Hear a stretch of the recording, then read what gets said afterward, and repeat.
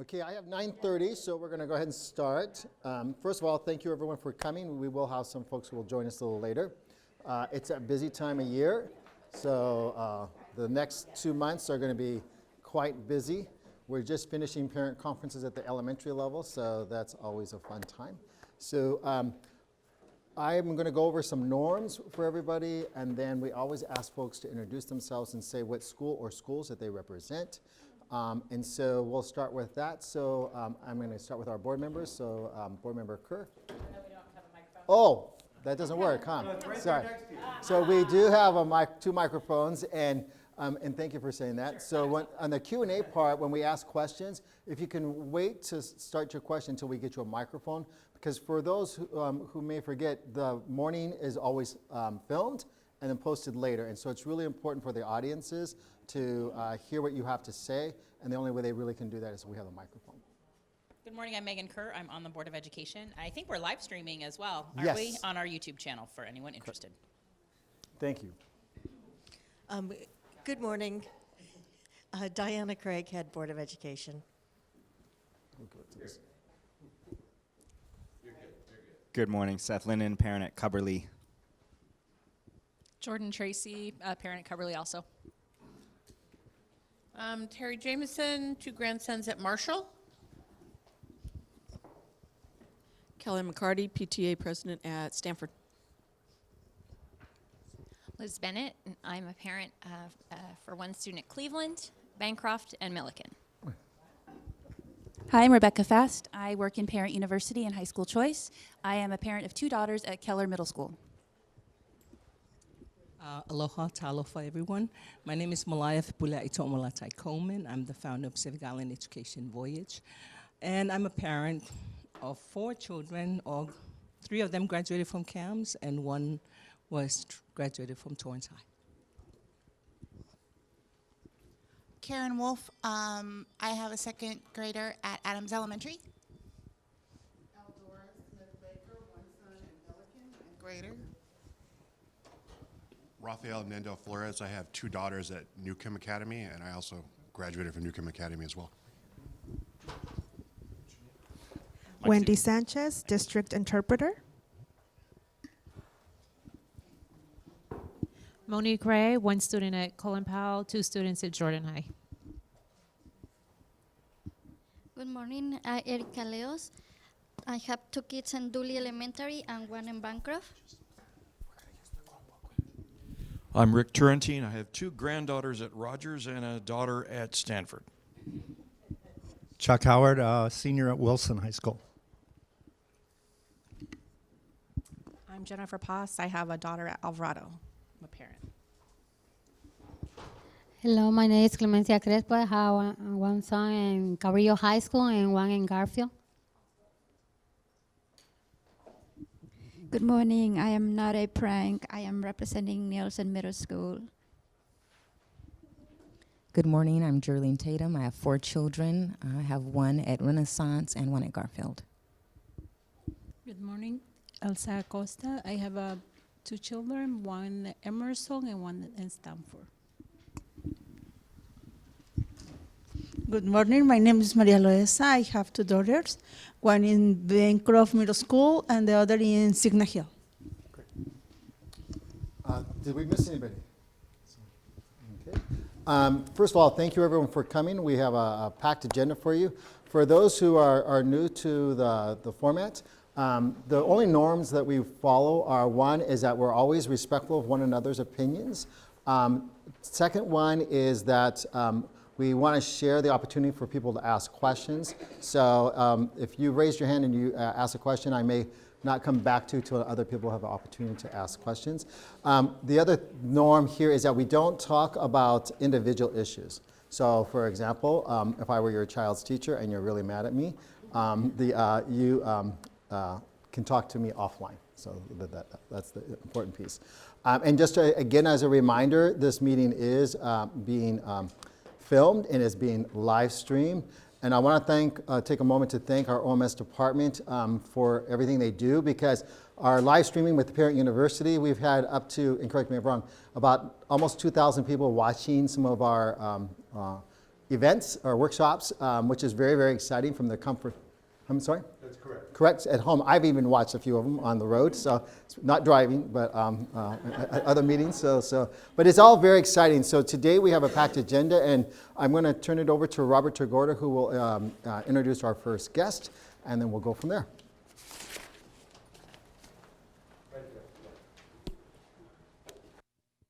Good morning, everyone.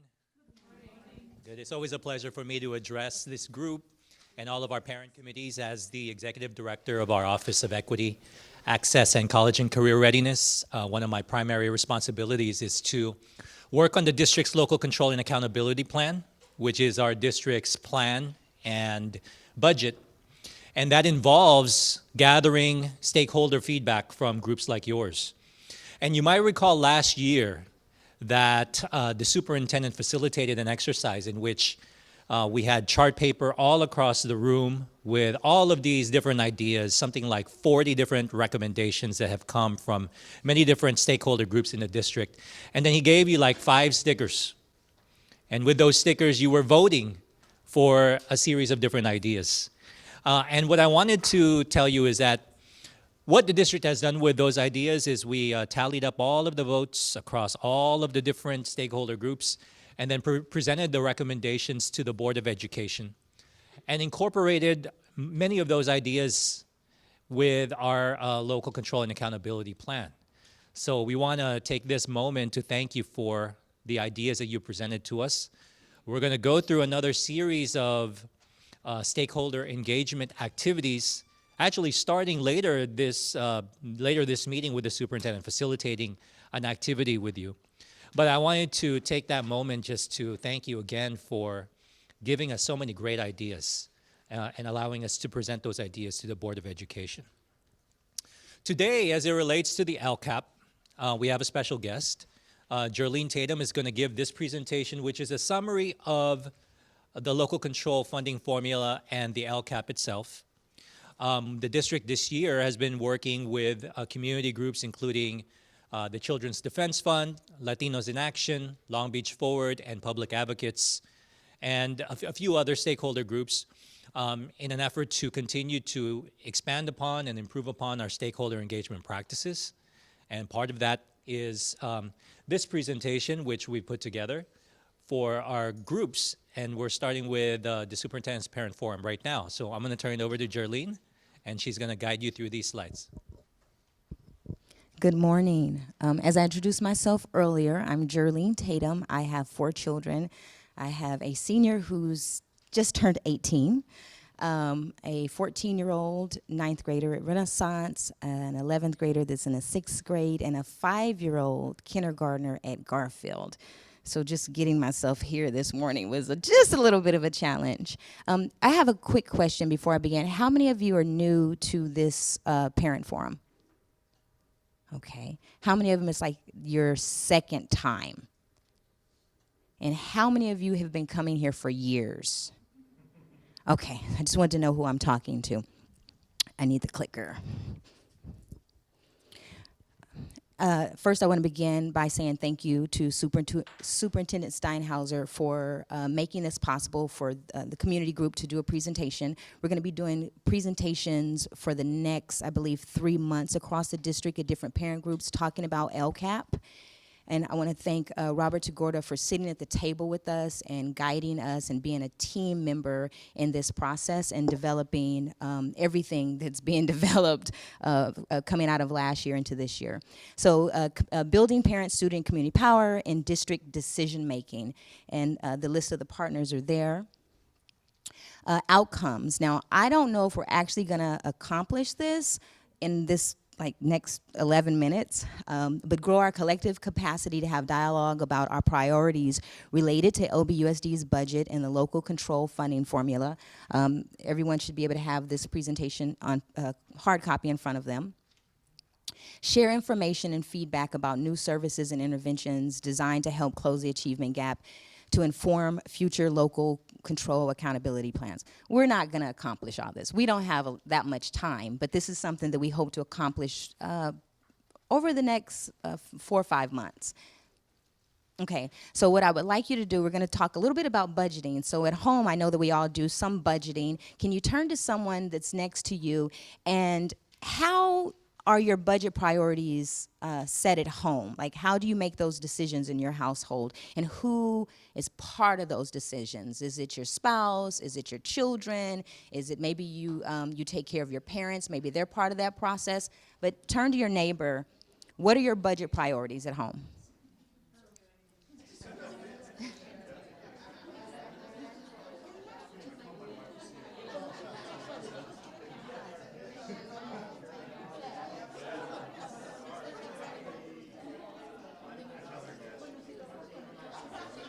You have 15 more seconds.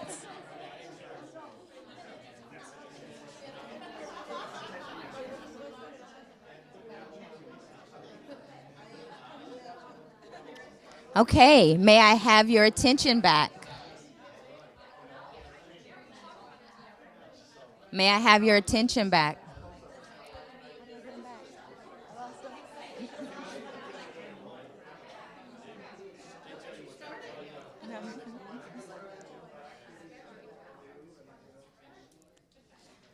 Ooh, you are having fun. I don't like talking about budgets. It actually makes me a little depressed. Can I get maybe one table that would be willing to share? Just one. No one? Come on. I'll pick a table. How about this table right here? Share something. Hi, my name is Angelica. I'm sorry for my English, as I try every day. In my case, for example, every week have a list for go to the market in the weekend, for example. Do your children help with that? Yeah. Yes. Yeah, my two daughters help me. We have one more who would like to share. Who we calling? Hi, go to the front table. Here you go. Did you give them Spanish copies? In sharing with Rafael, he said something that I want to share with my husband, and his answer is, whatever his wife says, just say yes. Just say yes.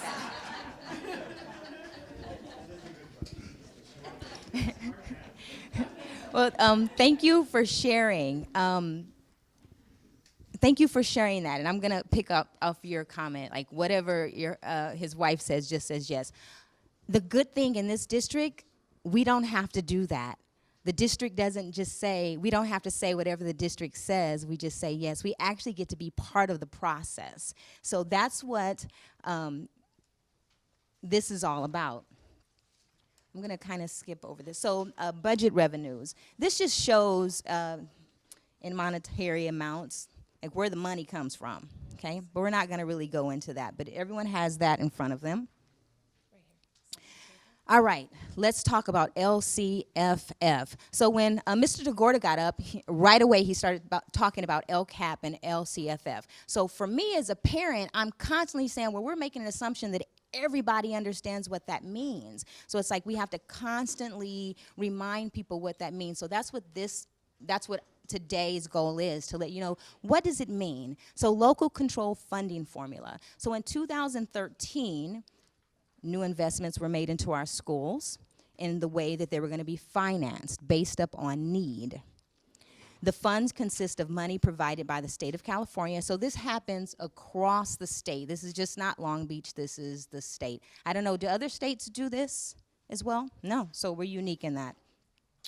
Local Control Accountability Plan. So this is the plan that talks about the funds. So how many of you are on school site council? How many of you have experience going through the process at your school site of developing a plan? How many of you are comfortable talking about that process to other parents? For someone who's been part of that plan but's not comfortable talking about that plan, can you just share why you're not comfortable? Like, what is it that you feel that you're missing?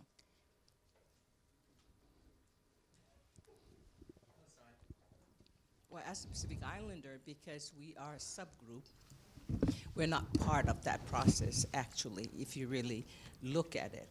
So most of the funds, it's geared to students that they're in that categories. But we are the subgroup, we're less than 1%, and so is the Native American. So that's uncomfortable sometimes. Okay. One more parent. Here you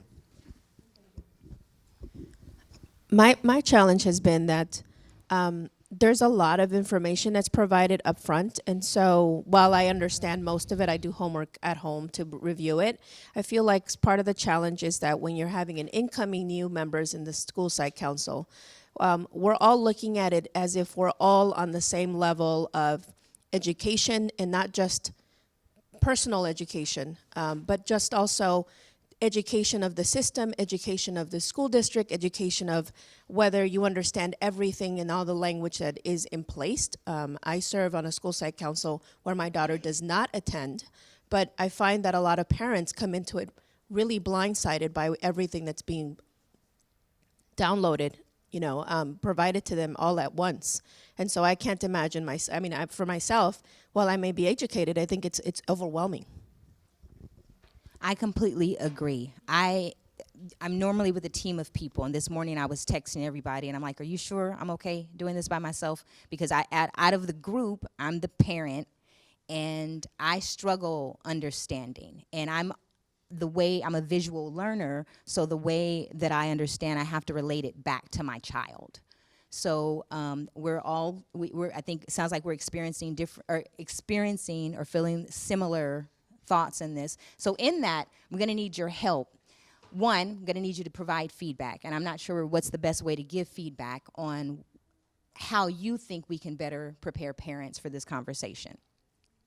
Okay, so just dig a little deeper. So there were, I believe put them all up here. So how did LCFF change school financing? The goal was for equity and fairness, simplicity. Yet we're all saying that, well, not all of us, but some of us are saying there's still some complications in our understanding of it. Funding increases for K-12 schools, maximum flexibility, district accountability, and subsidiarity. Not sure what that means. Maximum flexibility, so I'm gonna talk about that. Districts and schools should be able to spend funding on program and resources where they see the most need. So this is the one thing that I know that when we sit in our school site council meetings, we get to be part of this. That's where that flexibility comes in. Although I know that there has been some parents or participants in that process have expressed that information is just given to them and they're told to approve. Definitely something that needs to be worked through. District accountability. On the accountability part, we're going to get to talk about accountability.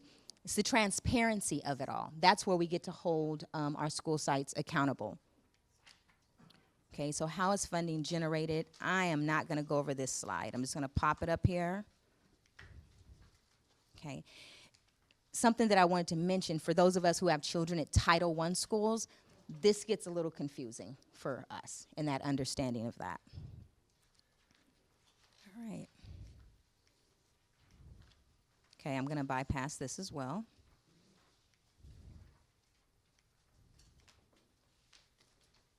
So again, actually not all of it. Average per student funding. Look at the number that's over there to the left, the 7,258. That's just a very important number just for us to kind of remember overall. I just wanted to point that out. All right. What is the plan? Okay, so the plan has several parts. Again, for those of us who have been on school site council, we've seen this. There's a plan summary, there's an annual update, there's a stakeholder engagement, goals, actions, and services, and demonstration of increased or improved services for unduplicated pupils. Stakeholder engagement. This is part of that process right now. We're all stakeholders here, we're being engaged. School site council, we're being engaged. There's different community, there's a Pacific Islander group that is being engaged. This is part of that, and it also happens at our school sites. So there's funding and opportunity within the process for engagement. If we're not engaged, okay, so who has a school site that has very low parent participation, in your opinion? Okay. All right. When we have that low participation, that means that our stakeholder engagement, is it how do we evaluate that? Okay. So every district creates a 3-year plan, the LCAP, showing how LCF funds will be spent to improve student outcomes, increase or improve services for English language learners, low-income students, foster youth, as well as students district-wide. Have any of you reviewed at your school site councils your overview of goals from last year? How many of you saw increases? How many of you saw decreases in saw both? Okay. That's when you're able to kind of, okay, what happened last year?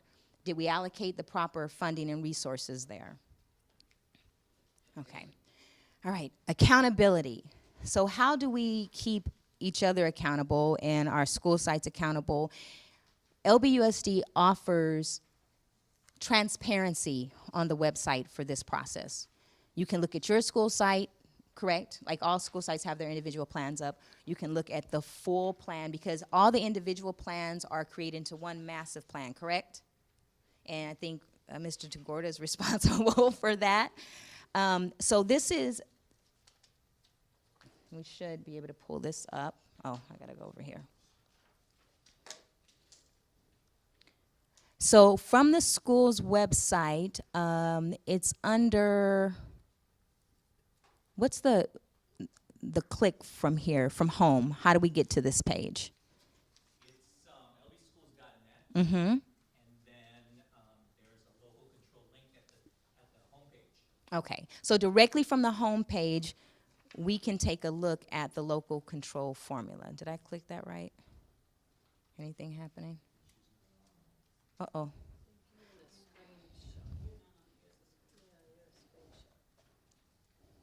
He has it pulled up over here. Okay.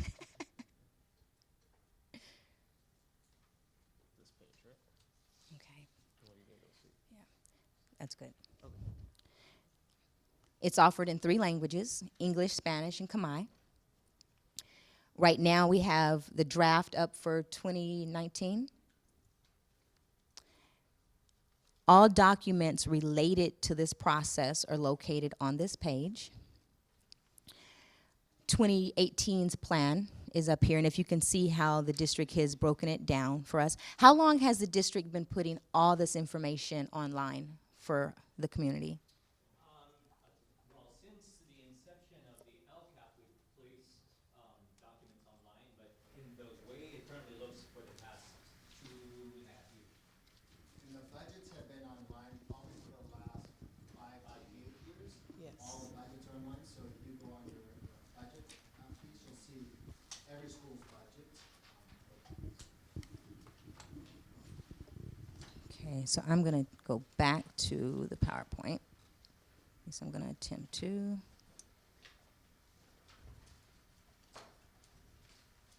Uh-oh. How do I get back to slideshow? If you look at page 12 on your hard copy,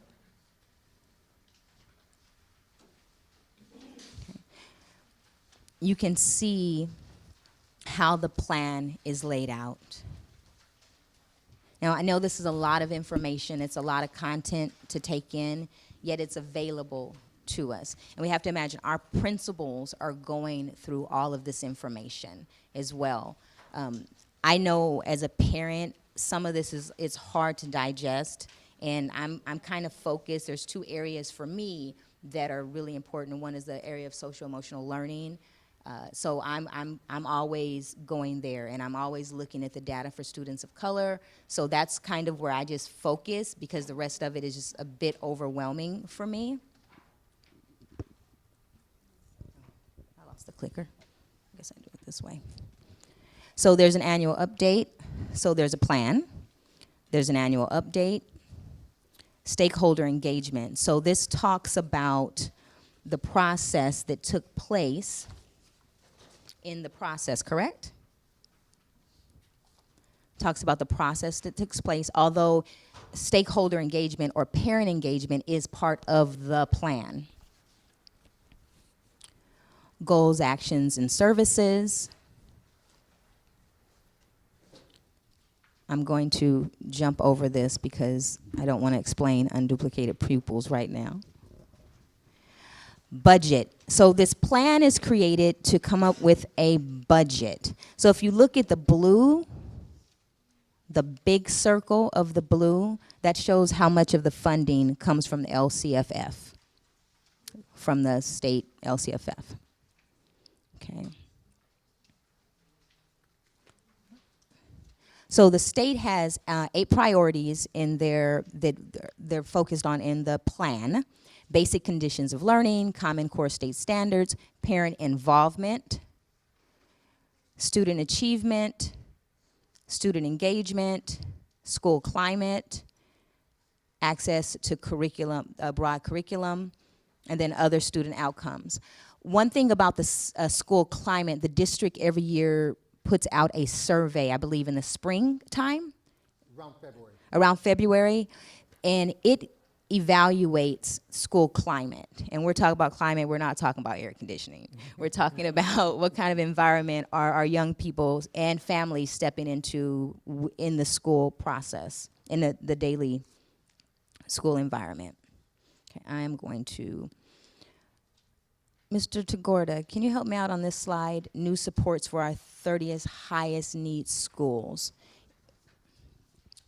Sure. So as part of the settlement agreement that we had with the community groups, there are various activities that are now incorporated into the LCAP that involve improved access to tutoring, enhanced mental health and social emotional services, and a few other additional supports. They're targeted, though, toward the 30 highest needs schools as it was defined in the 2015-16 school year. And they're focused on specifically supporting low-income students, English learners, foster youth, and homeless students. And you can see just a sort of a brief summary of what those entail. But many of you have received either a presentation or seen or heard about something, for example, like the Family Resource Centers, which we have at 4 different locations throughout the district.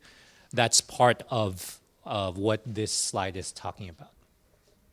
And all the students at those schools are offered Saturday school, after-school tutorials, and the targeted students are those who, in grades 3, 4, and 5, who have not met or nearly met on the SBAC exam. So those are the students.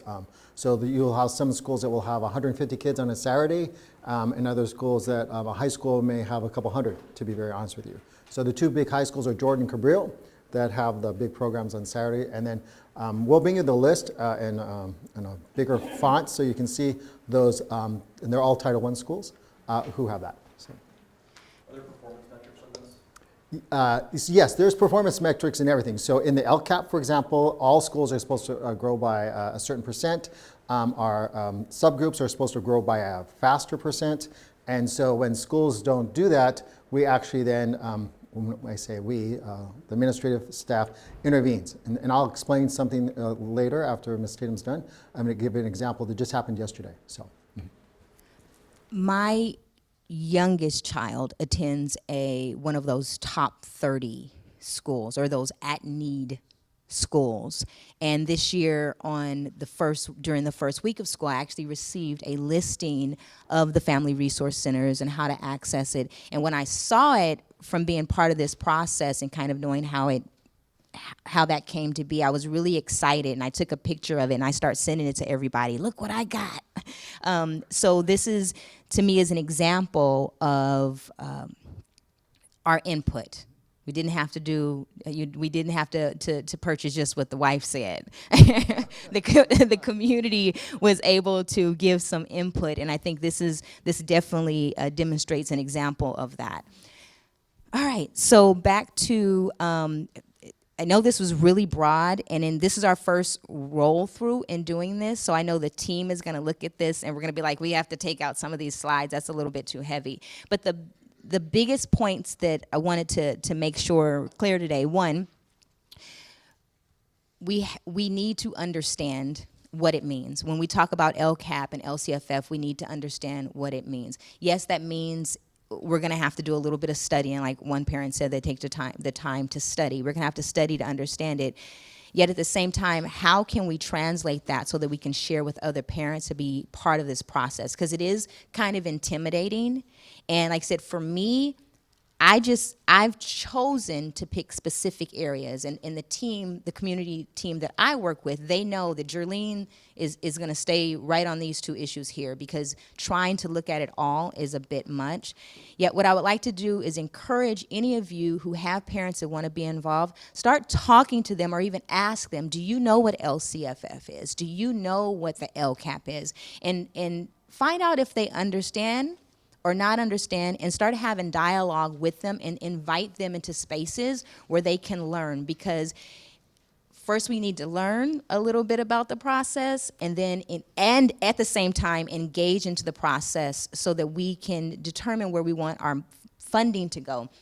So part of this work, this presentation, is to engage you all to attend an event that's taking place in February. We had 2 forums last year. This year we decided on 1 forum. Again, a lot of information that we had to put out, and we were like, okay, we need to switch the way we're doing things. So we'd like to encourage you to please put this in your calendars, save the date, start talking to other people about being involved and being engaged. And it's not up here. So what I would like to do is ask everyone to take out their calendar or a pen or a piece of paper and write this down. You know when you're ready.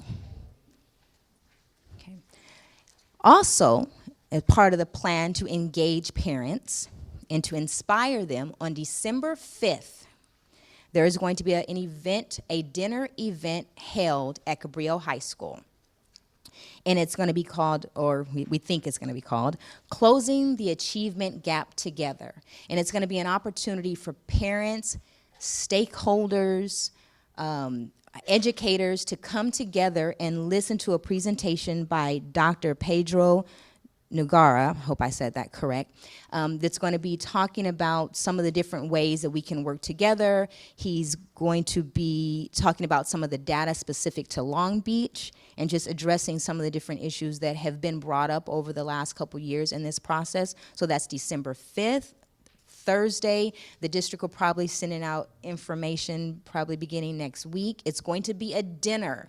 So if you, once that notification goes out, if there is an opportunity to RSVP, please RSVP so that we can know how many people we're going to be feeding that night.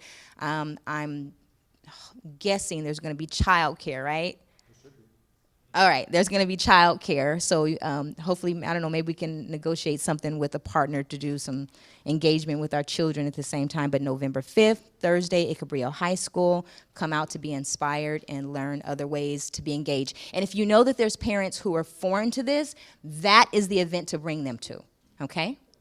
Right? Oh, time, Mr. Tagorda?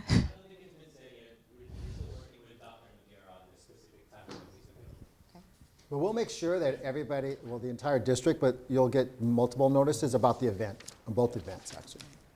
So, oh, go ahead. So that information comes to our principal, and they're gonna, how's that information getting to our schools, and then So the information will go directly to you as parents, as well as the school sites. So sometimes you get bombarded by us on email and text and voice. So you may want to look at this one before you hit the delete, but we'll get it. And we'll post it on our webpage and everything. So, any questions? Good morning. I think another wonderful opportunity is to promote this very important upcoming way to gather more parents to learn more about how the importance of how this impacts everyone, is to promote it at PTA meetings. Like every segment of the school communities, the key thing is communication and advertisement. So I would love for the PTA, because I know that there's meetings, I think, every month. And I believe the principals meet with the PTA With the boards. every month. So that would be another opportunity to promote this upcoming event. The LCAP community team, what we've done is kind of divided up responsibilities. So if you can give me the information if you're at a specific school site, and we can see if someone is available, because what we're trying to do is hit up as many parent bases and community bases to share information. So I would love to get that from you. And like I said, it's a small team. Yeah, I was just hoping if anybody could briefly give some information about how they are getting their parent base more involved on a community level, because we're definitely struggling with that at our school, because there are so many things that they're asked to contribute to, but it's more of like, I'm just gonna write a check. You know, it's easier for me to write a check or to do that versus getting involved and making a time commitment to something. So I just didn't know if anybody has some brief, you know, case studies, if you will, of how you get parents really excited to be involved beyond just writing a check. Or from my experience, I agree with you. When I decided to start engaging parents, I thought it was going to be easy. And then I had to take into the factor, wait, I'm a parent too. And I'm like, oh, I'm going to do laundry now. Oh, it's dinner. Oh, I'm going to miss that meeting. My experience, it's relationship. It's about me knowing this parent and being able to call that parent or text that parent and saying, hey, there's an opportunity to be engaged. Come out and connect with me. And because of many of the organizations that I work with, we're all struggling with the parent engagement. And I'm constantly saying, hey, when a parent has to decide if I'm going to sit down and do homework with my child after I've cooked dinner, they're going to stay home. So it's really, like, my personal opinion, it's the one-on-one relationships that we have. Because the district has been doing, at least in my opinion, in the last couple of years, an awesome job in informing us. My personal experience, it's up to the principal. She is the leader of your organization. See, like they say in the island, the fish never rot from the tail. It always rot from the head. So if the principal make the environment so welcoming for the parents, I mean, I don't care if I have 40 events to attend. I will come and support my school 100%. Well, wait, because remember, we're giving multiple people time, so we have at Adams Elementary School, and my child was at Head Start, so I have been 5 years in the Head Start program on their policy council, and we have parent meetings at our centers, and what we started doing to get more parents to come to those meetings so we could disseminate this kind of information is we would have the little preschool classrooms, like, sing a song, do a little presentation. They would come. At Adams, we do like a winter concert. The classrooms can pick and they do songs or whatever.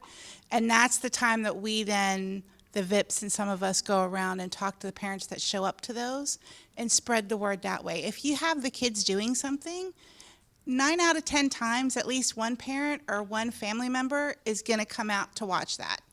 You drop a lot of stuff for your kids if they have to do stuff. So that's what we kind of started doing, is we piggyback off of their things to get information out. I know at the high schools it's really hard because there is a real disconnect, but we've really worked hard. And one of the problems, and I've said it in this forum before, it's just a responsibility. When you go back to your school, you've got to go to all these different meetings. I go to the PTA board meeting and discuss things. I go to the site council and discuss things. And I've developed a role with our PTA president where I'm an intermediary between the 3 different groups, and we talk. And the other thing, what we've got to get more parents involved is I make a presentation about all this stuff, but then we also talk about stuff that concerns the parents, the little things, like toilet paper in the restroom and things like that. And those are the things, you laugh, but those are the things parents want to talk about. And they know that if we talk about it in the meeting, that Ms. Holland and I are going to sit down later and talk about it together. So it's not just the big issues, but it's the other things. What's on your mind as a parent? Okay, this is all the LCAP stuff, blah, blah, blah.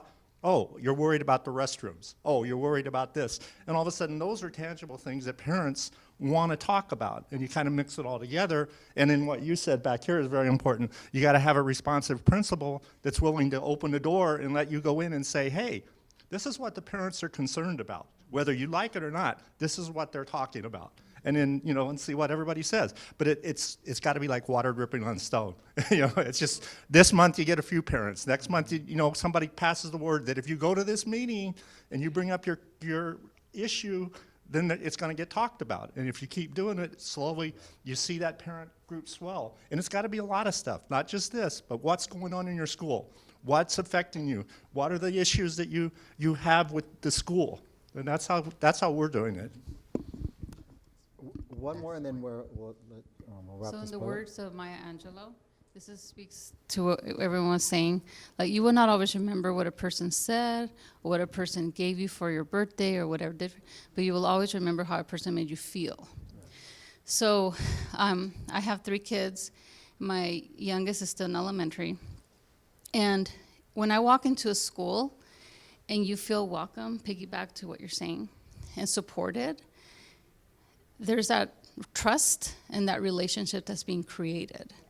So as a parent advocate, as a former teacher, I used to use that in my classroom, the relationship that needs to be there in order for parents to be able to say, you know what, I will ask, I will be, because I feel supported. So I encourage, you know, I'm speaking to the choir because everyone's here, but you know, there's something to be said about how you feel as a parent when you're at a school. Thank you for everyone. She wants to follow up. One more. I'm and thank trying you. not to take up too much time. No. But this brings up such a huge point, and this may, other people may relate to this, but we, at our school, do have, and me being on this council, have received a lot of information about not feeling supported by the principal, not feeling a leadership. So is that something that That's I should something follow that up with you directly? Right, we and talked give about that information, because it's earlier. not something like Right, so we talked, you weren't here when we said this. Sorry. We talked about individual issues we do offline. Okay. But the general things that we just talked about are very appropriate, but I will talk to you offline about that. So I just email you with Or those can meet me concerns? with or- afterwards, right Okay. here. I always stay afterwards for time unless I have to go someplace. Today I don't have to go anyplace. So but yeah, so Jolene? I want to say thank you for all of you for sharing. It sounds like collectively you all have the answer of how we can resolve the parent engagement. And please, when you go back to your school sites, think about that parent engagement, because there's funds available at our school sites, and some All of them, school sites. all school sites. So there's an opportunity to create some of those environments for parent engagement. And thank you for giving Let's give an Jolene a round of opportunity. applause. See, I told you did a good job. So, you know, it's not easy ever speaking in front of groups. In fact, my bosses over here will tell you that I don't like to do it, and I will defer it at every occasion whenever I have to. By nature, I'm an introvert, which is kind of weird. I had to do this job, but I don't like to be on TV. I don't like to talk in public. I just like to do the work. And so on. I want to build upon some of the things that people said. You know, we have 72,000 students here in the district, K-12. If you add our youngsters, our little guys, it's probably around 79,000 students. So we probably have around 50,000 parents, you know, and guardians and so on. So the beauty here is that everyone's voice is important, and everyone needs to come to the table. We won't like everything that we have that people say. I mean, I was just called the most ineffective bureaucrat ever that existed in life last week. And so that's that person's individual opinion. I don't think I'm the most ineffective one, but that's what he believes. And so that's okay. You know, you have to live with that. I, as a parent, my 2 kids went to school here. Did I like everything that happened? No. But the bottom line, that's okay, because that's part of life. I tell people up front, You're not going to get what you want, and here's why. You could imagine when I get calls from parents, I want you to move my kid from school class A to school class B. Nope, that's not what's going to happen.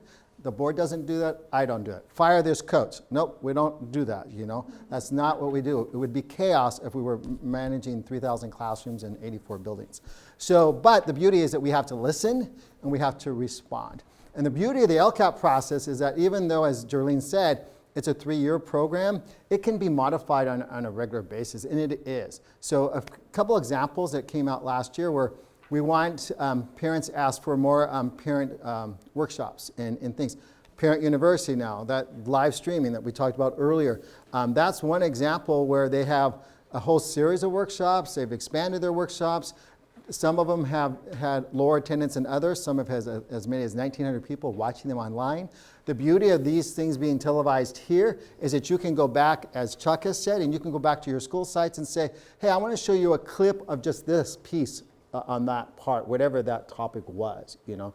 I want to talk about what this gentleman was talking about metrics. So we have a lot of accountability in this district, and your teachers would probably tell you, I expect too much of everybody, and we have too much data, you know, and they may be correct on both angles. We do visits. So for example, all middle schools and high schools have what's called quarterly visits. And I was just at Wilson High School yesterday. And there are probably 40 teachers and about maybe 20 kids.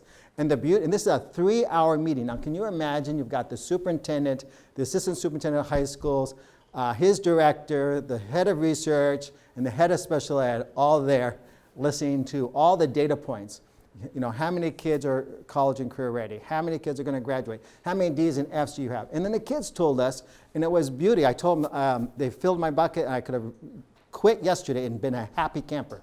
Because the beauty was these youngsters talked about the positives that were happening in their pathways, why they love their school, and then they also gave us suggestions on how it could be better. And I'll give you 2 examples. One was this young man who is in the leadership pathway, it's called LPS. He said, you know what, I love my program, we do all these great things and going out to the community and so on, but I would love if my math teachers made my math experience more real. And I said, what do you mean by real? Well, why am I studying Algebra 2? Why, you know, how can you integrate that into, and I turned to the math teacher and said, hey, this are our stakeholders are giving this input is really, really important. Another young lady who was in the biotech field said, you know what? I love my field. I know I want to be a doctor. This is a great thing for me. She goes, but you know what I'm missing? I'm missing the interconnectedness from the other pathways. How can we get together to do that? So what I said to them, I said, you guys, you're doing all these things. So I'm going to support you. Now here are some resources that I want you. And so they were shocked. They're like, are you serious? You're going to give us some money? I said, but you have to use this money to meet your goals. And then how are you going to hold yourselves accountable to meeting those goals? So when I come back in 9 weeks, I want to hear what you did. And so, but that's the beauty, and we do that at all these schools. So are we perfect? Nope. You know, are we trying to get better? Absolutely. And but your voices are really, really important at every level that you're at, because we, as a school system, the board has to make really tough decisions. You know, we can't fund everything we would all love to fund. Class size reduction is a great example. We do not have class size reduction across the school system, because if we did, it cost us $15 million more than we have, and we don't have that money. So what we do is that we have class size reduction in our highest need schools. Our students who are coming to us in poverty, who are studying, who have English as a second language, because we know what the research says, that those youngsters are coming to the table sometimes with fewer experiences, and we want to bring everybody to the level, because we want everyone to be college and career ready. We want everyone to go to the university of their choice. And the beauty is, if they work and they stay in this pathway, they're going to do it, because last year 60% of the kids met the standard to go to a UC, which is pretty phenomenal for a school system that has high poverty that we do. Now on the flip side, we, because of decline in enrollment, we lose resources. So as Jolene was saying, our LCAP, the LCFF funds, was called the Local Control Funding Formula, brings in about $124 million to the system. We had thought this year it would bring in about $128 million, to be honest with you. But we aren't going to get that money, because our POR count, which is our free and reduced lunch count, went down by 3%. So that has huge ramifications for our school system, because that means if that number stays like that, we could lose an additional 8 to 10 million the following year, and 10 to 12 the following year. And we're already losing, the entire state of California is losing students. So our loss is just about 21 million a year in what's called ADA, average daily attendance. So we have to look at all those resources, put together all the input from you folks, and then how do we do this piece? You heard about our 30 high needs schools that have Saturday school. Well, this year we gave all schools, through a grant that came from the state, additional resources for both remediation, kids who need help, and acceleration. So you as parent leaders should be back at all your schools. So what school are you at? Wilson. So you're at both Wilson and Pauley. So Wilson and Pauley have a big chunk of change, and by that I mean it's like $100,000. So I would be asking, what are you doing with this money to help our youngsters as well as to accelerate? Because it could be both. And that money is a 2-year grant. So we gave all the money this year, but you have to spend it by June of 21. So they have 2 years, and so you should have input on that. So whether it be on the support side of the house or whether it be on the accelerated side of the house. So that's really K-12, elementary, K-8, middle schools. And Lori, you know what you can do for me? Let's give Lori a round of applause. She does a lot for me. So I'm just saying, believe me. So she keeps me afloat. So if you could send to the parents here and all the parents on the list, the funding, we have this is a horrible name. I did not make this name up. It was made up from the state. It's called the Low Performing Block Grant. It's a horrible, horrible name. We don't call it that. We call it, I think it's Fund 751 or something like that. So, but if we can get these parents what that money is, we'll just give you the whole school list. So if you're a Title I school, you didn't get this money because you were not involved in this state block grant. The state block grant only went to non-duplicated kids. So if I were a poor student, an EL student, or a foster student, the district did not get any money for those students. This fund was to try to address the students who have needs but didn't fall under the LCAP portion of it. So, but we'll get that to you, so you have that. As we also heard, our parents wanted money for parent education. So as Jerlene said, her and others are going to all the different parent groups, and if you, do they have this, Lori? So if you look at this handout, and you flip it over and you turn to it says parent involvement money, make sure I have the English one, and it says allocations for LCAP related activities. The board allocated money for every, we have several parent groups in the district. So we have a group called the Coalition of Involved African American Parents. Anybody on that committee here? Anybody? Okay. That parent group has $20,000, it looks like this page here, to decide on how to spend activities for their group. They have about 100 parents that meet on a monthly basis. So the Community Advisory Committee is our special ed group. Any parent on that committee? I know we have some. Yes. So that committee has $50,000 to spend. So, and that group has a large number of parents that meet on a monthly basis. So the District Community Advisory Committee has $50,000. The District English Learner Advisory Committee, Maria, I know you're on that committee. Yeah. You have $50,000. The Local Control Accountability Group, and that's a group that Jerlene belongs to, has $50,000 to spend. The PTA, district level PTA, that brings all the units together, has $30,000 to decide to spend. The Pacific Islander group that Mrs. Coleman is part of has $20,000, and they just started talking about the last meeting how to spend it. And guess what? You guys have $30,000. So we're going to do a little activity, and you're going to just give us ideas on how you want this money spent. This money can be spent, and it's for parent education workshops. So it could be spent on things that you as parents believe would be good for you, as well as fellow parents. Now, it doesn't mean it's going to take place in this room. It may take place at a high school or middle school. I may give it to the parent university people to put on, but it could be a one-time activity. It could be a series of activities.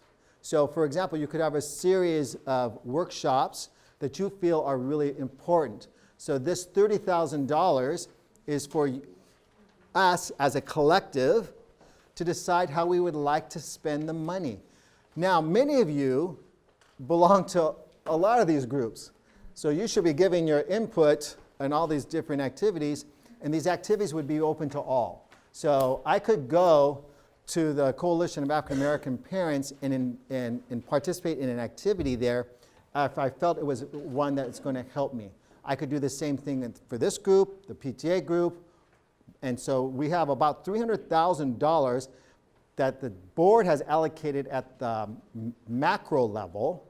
This doesn't count the money that individual schools have, because you have lots of money there.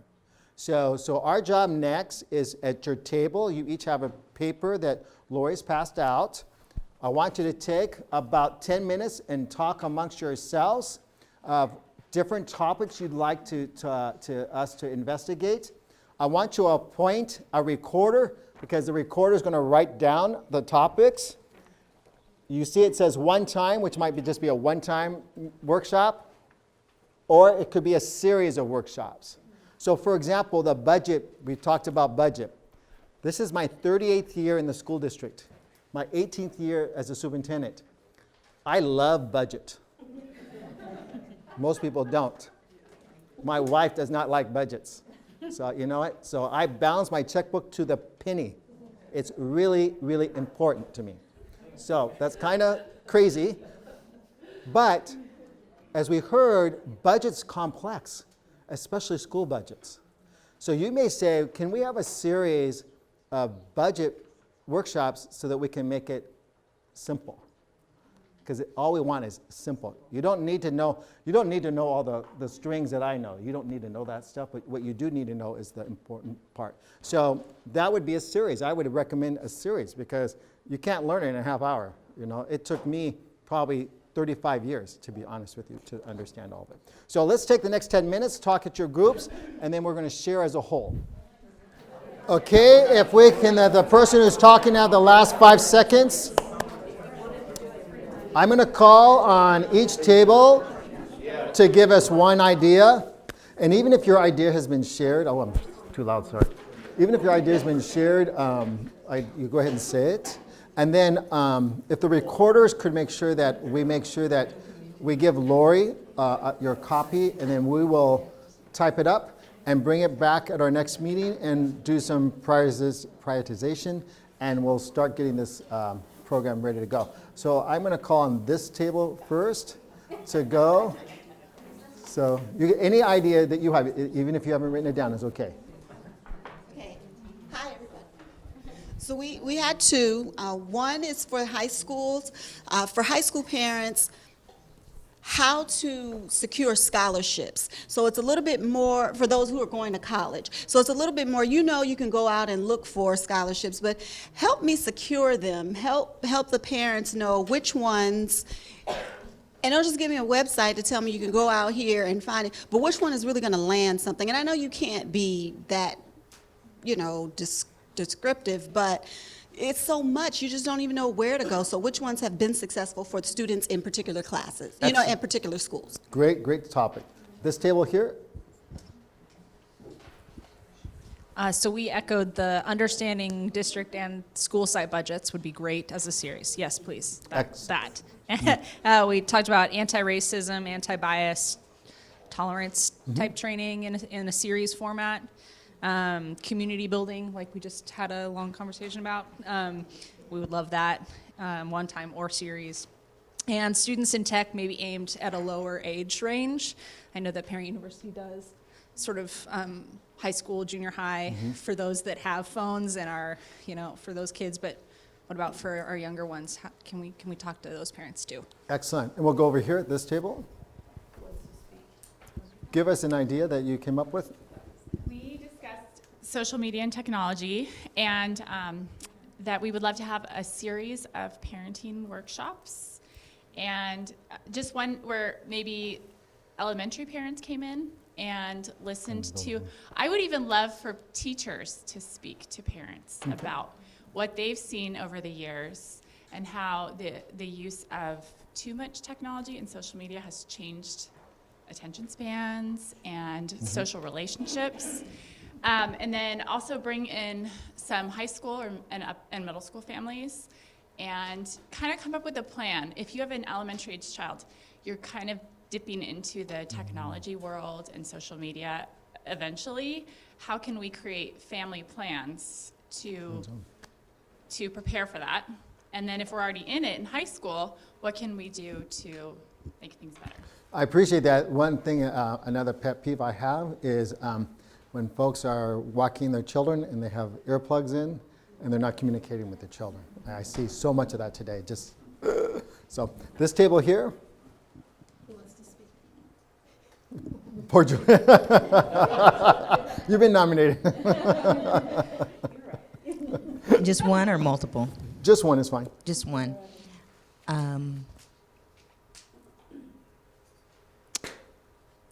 Workshops on why parent involvement is important and ways to be involved.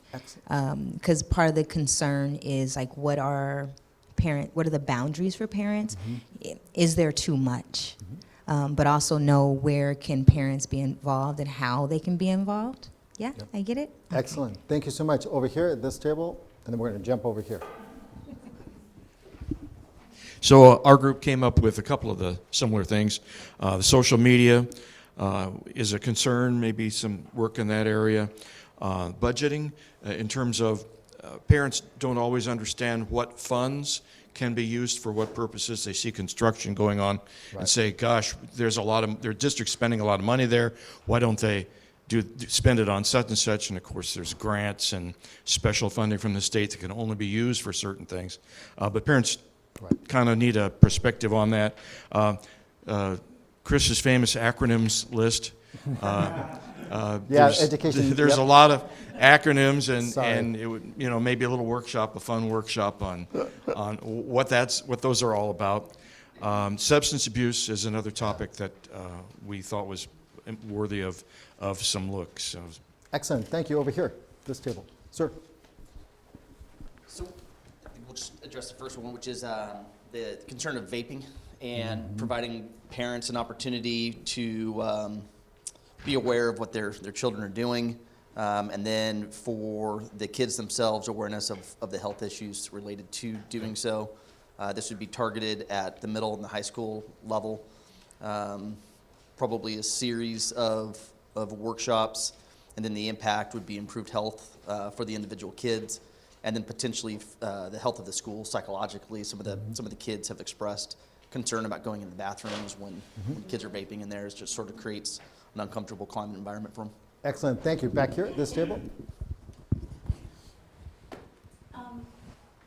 One that we talked about was doing conscious discipline workshops for parents on how to incorporate that. I know we don't do that much at the K through 12 level. We do it a lot at Head Start. That's like the main focus. And how to help them do that at home to help support the social emotional, because you're your child's first teacher, and if you get into that habit of doing those things through conscious discipline, like, okay, you need to calm down, let's take a deep breath, and teaching them that kind of thing, and then you can do that at home. Excellent. But then teaching that there, tell them how to do that. Thank you. And then we're back at this table.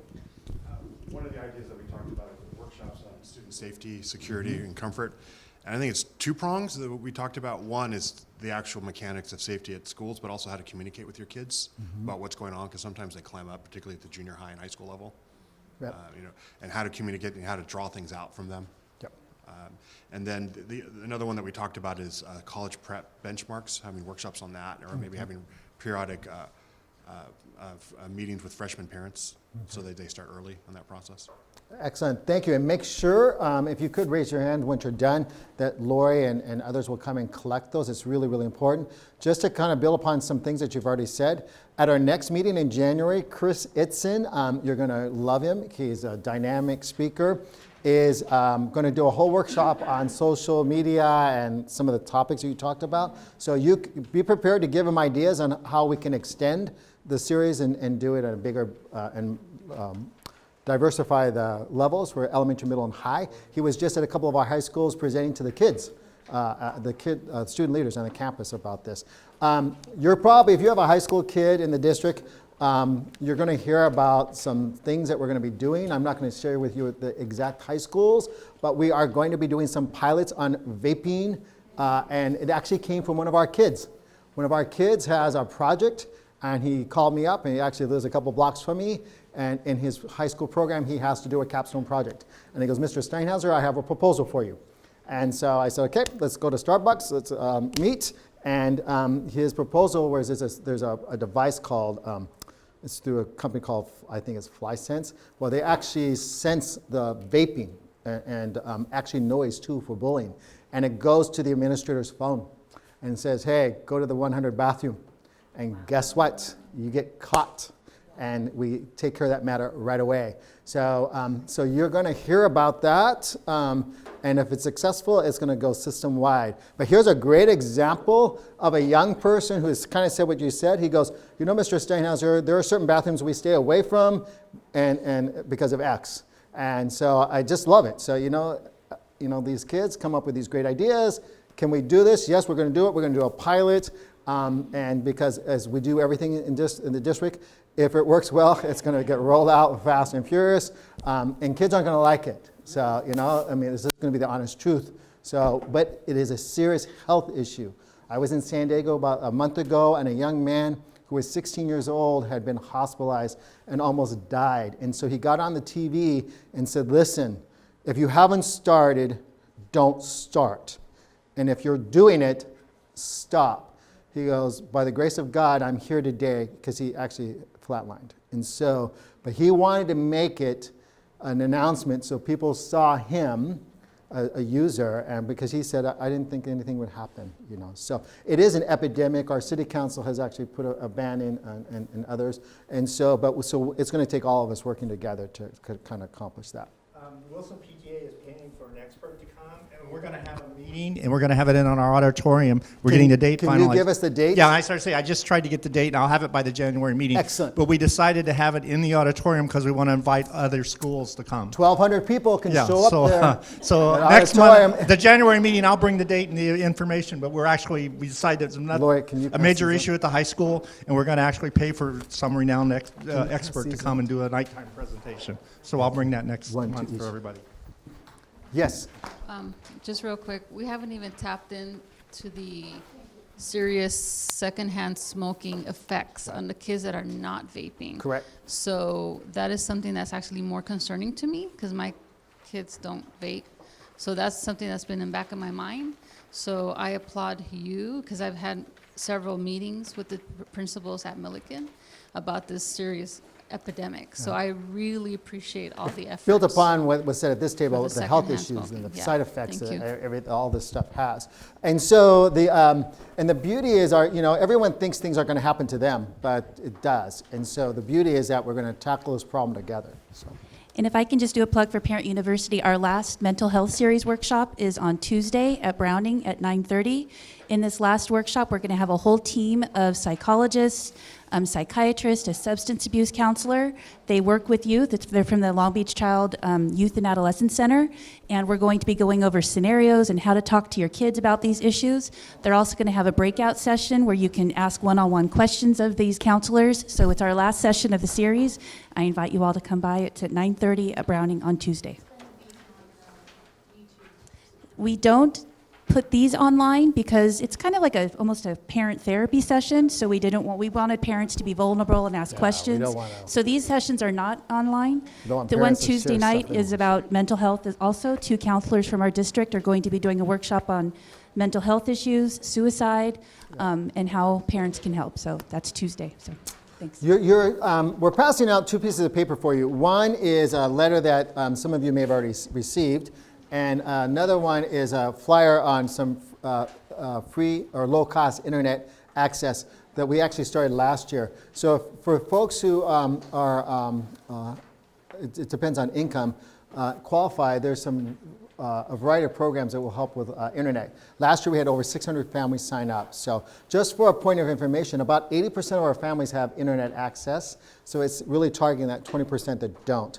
So this year we refreshed 24,000 Chromebooks. And they were 4 years old. And so we have over 80,000 Chromebooks in the school system. So we had to send out the 24,000 to have the district stuff taken off of them. And then they were sent back to the schools along with the new ones. And so what's happening is that these are going home to students. So for example, Edison Elementary School had 700 Chromebooks that had to be refreshed. They have 600 students, so every kid will be able to take a Chromebook home.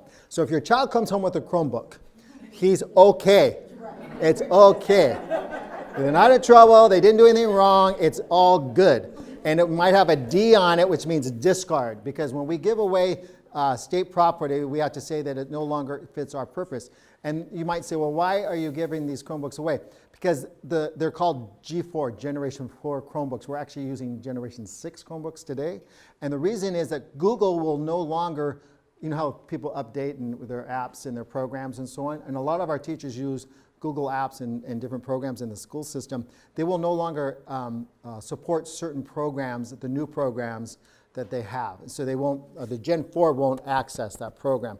It's still a very good device and can access most everything else, but for a teaching tool, it wouldn't be efficient. So this year, we're not refreshing the rest of them, but in the year 21, 22, we'll probably refresh about 40,000 Chromebooks, and the same thing will happen then. The following fall, these Chromebooks will go, because I've given a directive to the schools that in no circumstance by winter break are any G4s supposed to be on their campus. We do not want these on our campus because we don't want them to get mixed up with the G5s and G6s. So, so if your student brings it home and they come with the cord, the power source, everything. So it's all legit and good. Has anyone received anyone? Yeah. Okay, the schools may be waiting until after Thanksgiving, but they've been given a strong message from me that they have to be off these campuses. Wait. Sorry, I have a question regarding this free human IT. Is this available only to parents or to the caregivers as well? Anybody who qualifies. Oh. Anybody who qualifies, there's an income structure, and they'll work with you on that part of it. Another announcement before I open for Q&A is this Saturday is the Green Summit. We have many schools that are doing a great job trying to save our planet. And so at Hughes, Lucy, do you want to talk about the details? You're all invited. There is a link on our website. Good morning. I'm Lucy Salazar. There is a link on our district webpage. If you Google on our district webpage, Green Summit, you will find some information on how to make sure you are quote unquote registered, because we'd like to have a count. We're prepared to host over 200 people this Saturday at Hughes Middle School. It starts at 9 o'clock and it goes on through 12. The way the day is structured, there will be one presentation on teaching our teachers who are green school coordinators, green school site coordinators, and there will be plenty of students as well learning how to sort through trash, how to sort through recyclables, as well as all the new information that is coming through a collaboration with the City of Long Beach Environmental Services Bureau in particular, as well as other nonprofits that are helping support this event. So we welcome you all, and come support your school. We have, I think, close to 30 schools signed up, which is very exciting. It's an option for schools to attend, but if you have not heard about it, encourage someone at your site to come. Or maybe you can come yourself. There is no childcare, but it's very child-friendly. Yes, it's very child-friendly. If you bring your children, it's all good. Yes. So it's all good. So my kids started going to board meetings when they were like 5 and 3. So it's like, so it's all good. So the issue is every child and every person who comes will walk away with some nice freebies that are sustainable. We want to reinforce that.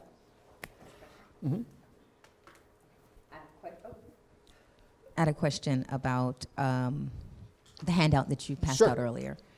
The allocations for LCAP-related activities, how are these amounts set, and where do we see that in the overall budget? So the question was, how are these amounts set? Page 3. at the Page top. 3, and where are they at in the budget? So in the budget, they're going to be under parent involvement in the LCAP. That's where they would be. There's a whole goal section there. And then they were based on the size of the group. Okay? So the bigger group, the bigger amount of money. So for example, the group that you belong to, the LCAP outreach group here, you actually are a small but mighty group, but you're serving a large body of people. So the issue is that the board had actually allocated $250,000 to do this, and we used some Title I money to support the other groups. So for example, the Title I, the DCAC, that is a fairly large group. The DLAC is a very large group. And by large, I mean participants, but they serve a large body too. So we just broke it down that way. So it wasn't a child count, that type of thing. So if you're a Title I school, on your parent involvement money, there is a formula that is set by the federal government that says you have to have a certain percent of your budget. So when you look at your Title I budget, if you're a Title I school, and you might say 5,000, it might say 7,000, it might say 6,000, it's based on your overall budget. There's a percent, and I can bring that for you next time what that actual percent is, but it's, you have to spend at least that. You can spend more, but you can spend at least that. Non-Title I schools, for example, Carver, Bertram, and others, can redo what's called a special request form to my office, and they can ask for parent involvement money, and they do. So, and sometimes they're funded, sometimes they're co-funded. It just depends on those issues. Yeah, I had a general question for you and actually to board members also. Mm-hmm. We have a large percentage of lower income students within our district, and one of the things that we've come across is like having frustration of children not being able to stay for activities and stuff because of rides and all of that. And we've tried to come up through some creative funding to get bus passes, to pay for bus passes for certain kids. And I've looked at some other cities, and I know of, where there's certain cities where like your student ID gets you a free bus pass. You Right. can use bus service. And if we ever approached the city of Long Beach about how we could maybe help some of our lower income students like ride the bus and not have to worry about paying for bus passes and Yes, things we like that? have. And so the first step, do you want to take that on? No, I'll pass it to you, other than that's been a conversation for a long time around. I appreciate the question and know that we are deeply aware of transportation needs for our families and our students across the district, and we know that having a strong partnership with the city and with Long Beach Transit is key to that. Since we don't have any control over Long Beach Transit. So lots of work has been done, and the superintendent can give you a couple of details on a pilot program that was started at the end of last year, as well as some new developments that have happened this fall that we don't always hear about just because they're happening on a smaller scale. But they're pilots to see if we could expand that. Yes, because there are some cities where students of all ages have access to transit for free.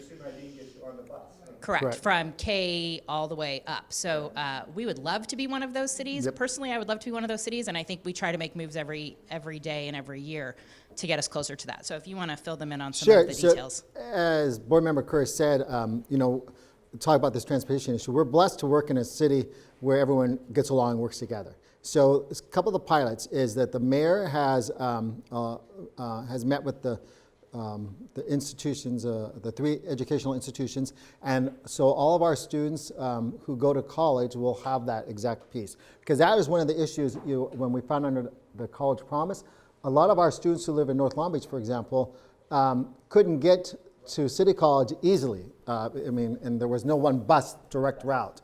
You had to take 2 buses, pray they were on time, and it was a problem. If you're taking classes now. Correct. So that's step 1. So that's going to happen for the students. Then we actually met last year, as Mrs. Curry said, with the transit folks in January actually of last year, almost a year ago. And through our students who are homeless, foster, and having some other struggles, we came up with a program where we actually gave all high schools free tap cards. And so the students were given these TAP cards to address chronic absenteeism, to be really honest with you. And I'll give you a great example. Last year, if you don't know, the Blue Line was being, totally redone. Well, Renaissance sits right there. A lot of kids were taking the bus to Renaissance. They couldn't get there.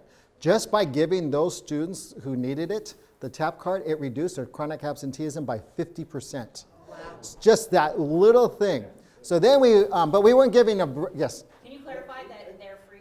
Can you clarify that they're free for students, but not free for us? That we were incurring Yes, that the was my cost. next part, because they hold me accountable. So they were not free for us. So a TAP card costs $40 for students, okay? So we were being charged the same $40. So the board members said, Mr. Superintendent, you've got to work on this. And so we are working on that. And so what's happened now is that Milliken High School has probably the highest rider share of all the high schools. About 1,800 students ride the bus. So if you're on Palo Verde in spring, at certain times, stay away, because it is crazy.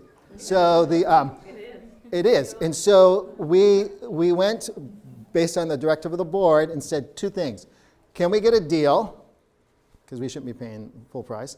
And secondly, how can we help these youngsters? So we started a pilot program at Milliken. And so when students registered this year, whether they were 9, 10, 11, 12, they actually got a free TAP card.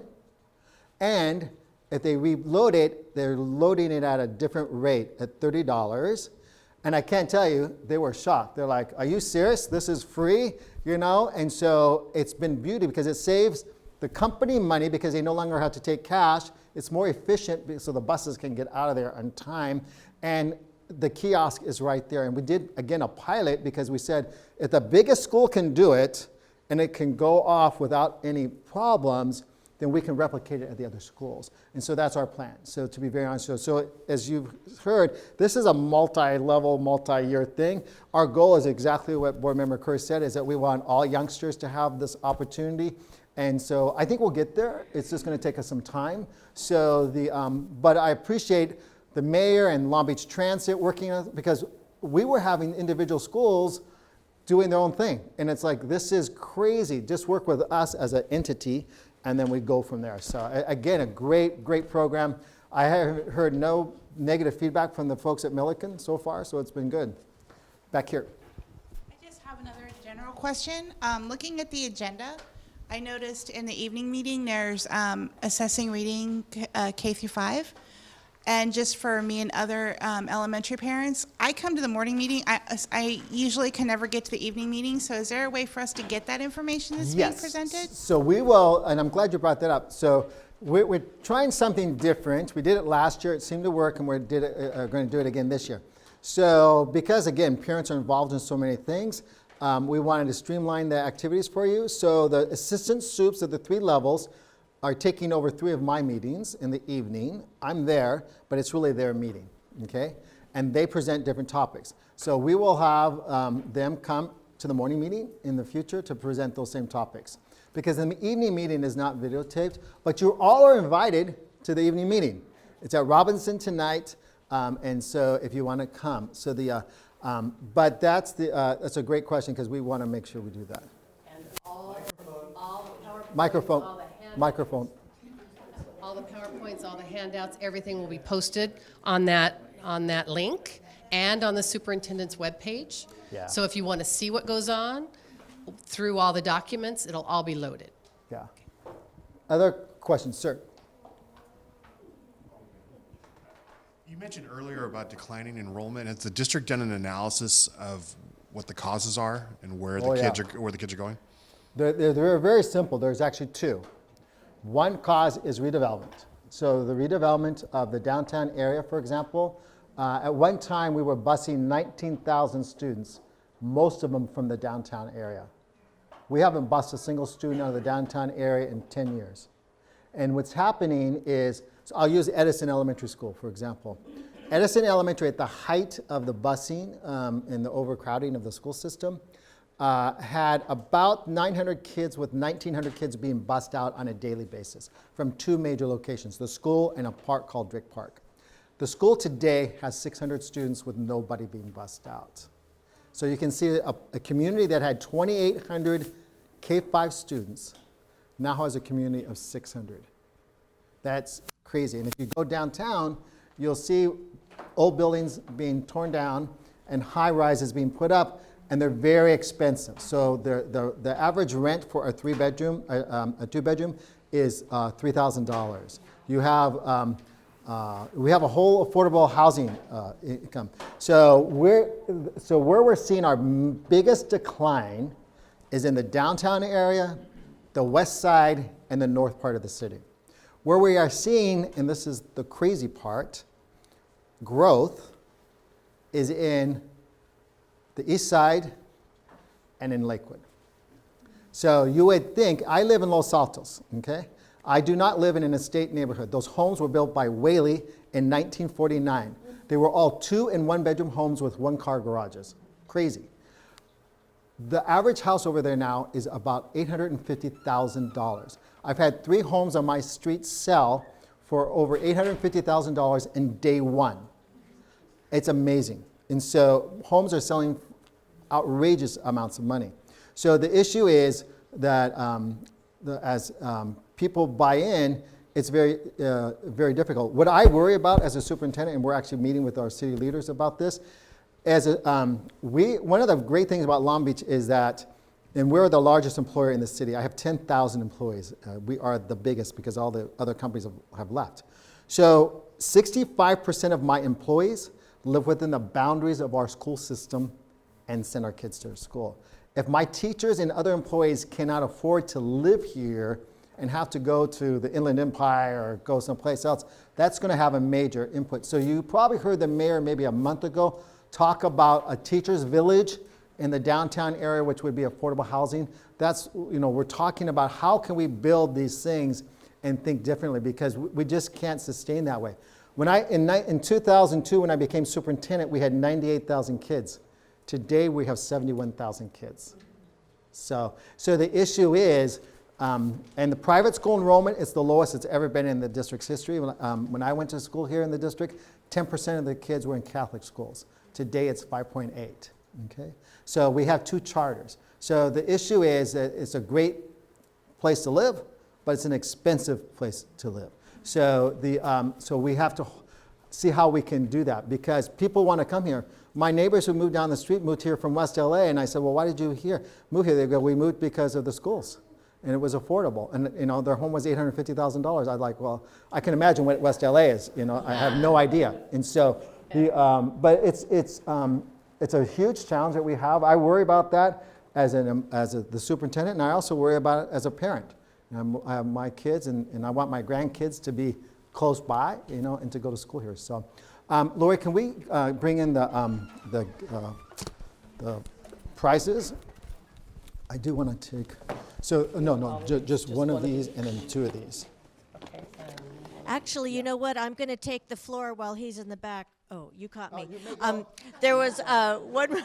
He wasn't gone very long. There's another event this Saturday. It's a free screening of a documentary called Love Them First, and it's being supported by the school district and also Wilson PTA. So it's 11 o'clock this Saturday at the Art Theater on 4th Street, and I wanted to mention that. Sorry. No, and 300. I think the Art Theater seats 384 people.